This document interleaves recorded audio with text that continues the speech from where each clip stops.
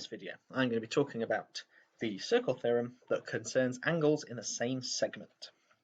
Specifically, I'm looking at the circle theorem that says the angles from the same arc in the same segment are equal. Now, if we remember what a segment is a part of the circle that we make using a chord.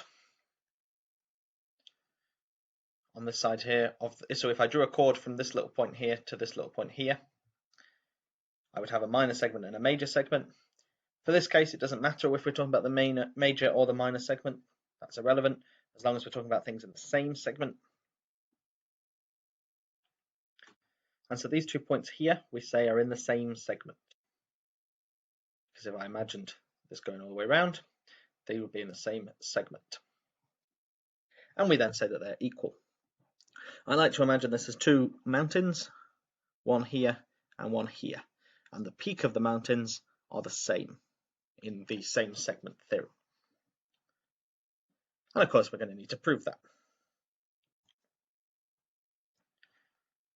Now, once again, this is going to be an example of a theorem that we've already done the hard work for. That's going to be a little bit easy for us, because I already know an important fact about the center and the circumference. So I've drawn in these extra radii, I've drawn in these extra lines that take me from the circumference to the center. And I'm going to give these 2 points names. I'm going to call one of them A and one of them B. Now what I'm trying to prove here is that A is the same as B, that those two mountain peaks are the same. Let's look at both of those individually. So if I just look at this B, well, this looks a lot like the picture we were looking at earlier. We've got two angles in the same arc, one at the center, one at the circumference.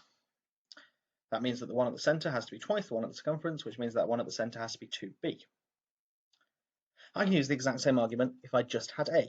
If I just had A, then that angle at the center is going to be twice the angle at the circumference, which means that that's going to be 2a. Well, I've just come up with two different ways of describing this angle.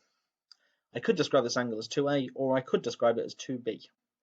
That's a fancy way of saying that 2a is the same as 2b, which means that a is b. And that's the theorem that I was trying to prove. I was trying to prove that those two were the same, and indeed they are. A equals b.